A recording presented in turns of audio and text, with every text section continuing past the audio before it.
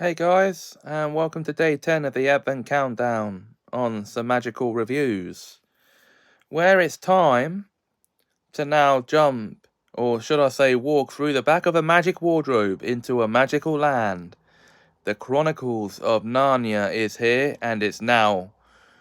And where this is another book first and adaptation second, it's going to be a double purpose review. The Lion, the Witch, and the Wardrobe.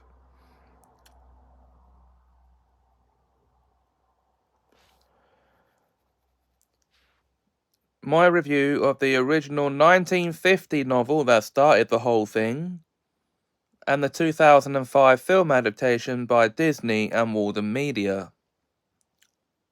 So let's first jump back in time to 1950 when the book was published by C.S. Lewis. And what does it entail? Well, Peter, Edmund, Susan, and Lucy are evacuees during World War II and they are sent to stay with an eccentric professor, Professor Diggory Kirk, in his manor house in the countryside for their own protection.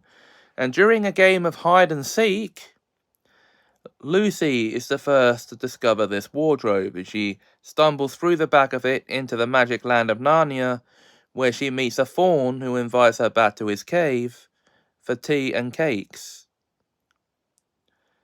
only to then confess to her that he was kidnapping her. Now, when she gets back to London, no, because he's in the pay of the White Witch, and his job is to hand over any human he comes across. So he lured her into a false sense of security. Now, when she gets back to London, or sorry, when she gets back to England, and tells Peter, Susan, and Edmund about it, of course they don't believe her, and Edmund starts making fun of her.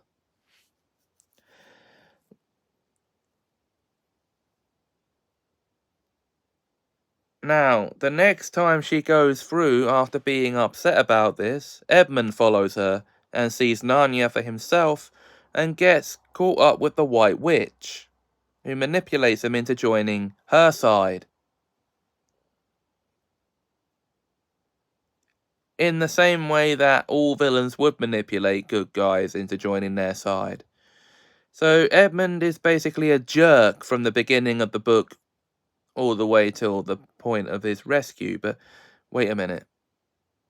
I've just told you the ending before I've actually... Now, of course, when they get back to the manor house, well, first of all, Edmund turns Tomness in, that's the faun, for some Turkish delight. And the witch and the witch says that she wants to make him a prince. But she really has no intention of this.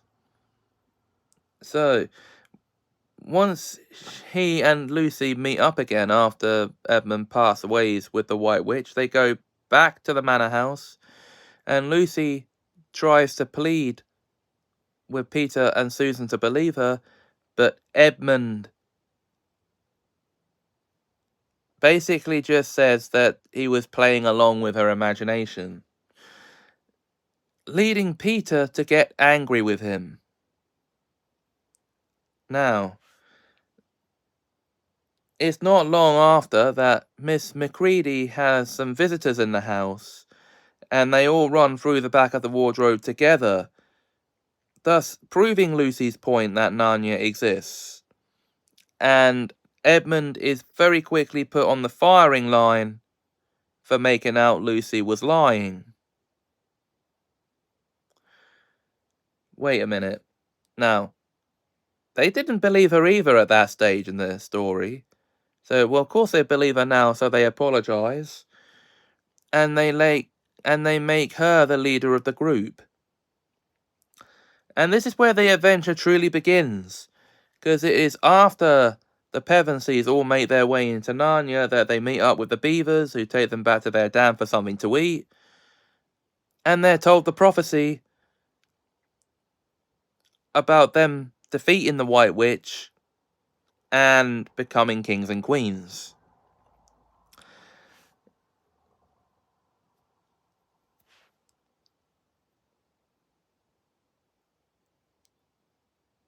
Yeah.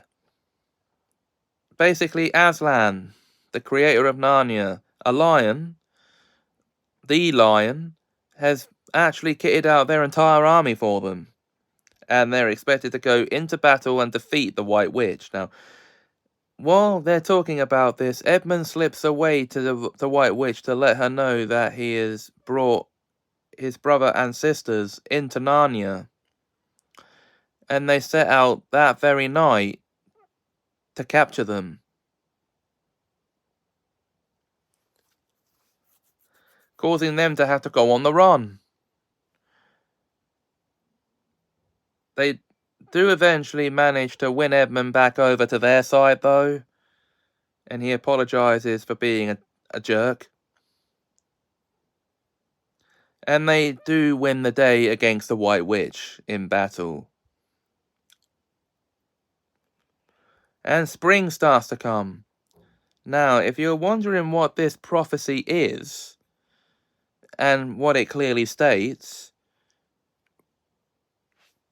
it is fulfilled at the end of the story. When Adam's flesh and Adam's bone sits at Cair Paravel enthroned, the evil time shall be over and done. And when Aslan bares his teeth, winter meets its death, and when he shakes his mane, we shall have spring again. Okay.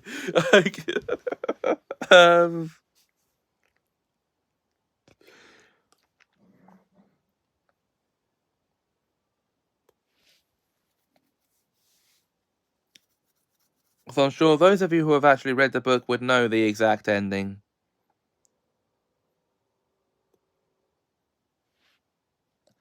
And now, of course, that's a good book. It's worth a read. The 2005 Disney live-action CGI hybrid film adaptation follows the same story beats and actually tells the story quite faithfully in the 2.5-ish hours that the film runs for.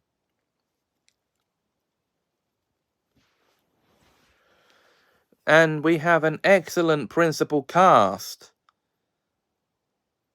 Let me tell you who the principal cast is. Right, okay. We have William Moseley as Peter,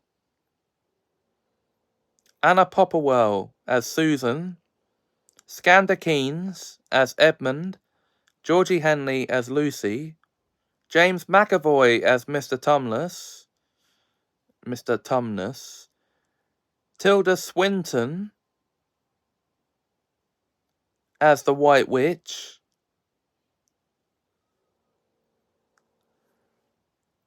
the one and only Jim Broadbent as Diggory Kirk,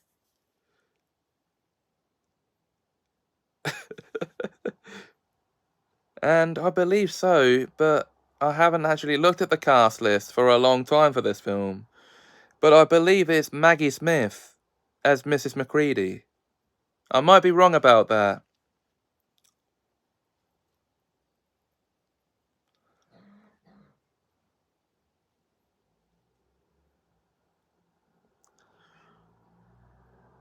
And of course, Liam Neeson as the voice of Aslan.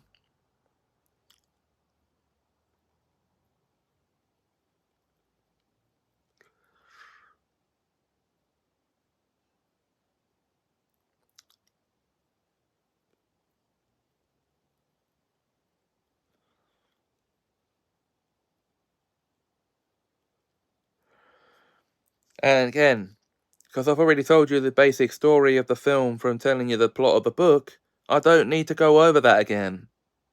So, definitely watch the film if you get the chance, because it's a great adaptation. Of course, I should actually point out there are two other on-screen adaptations of this. The 1979 animated film and the BBC drama adaptation from 1988.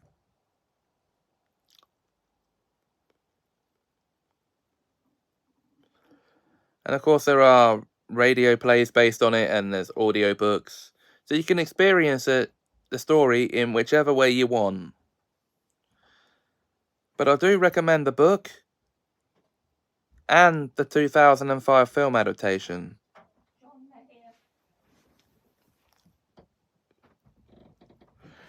Okay, so that is actually going to be all for this episode. If you enjoyed this video, please like, comment, share, and subscribe. Thanks for watching, and have a magical time. I'll see you in the next video, in the next review.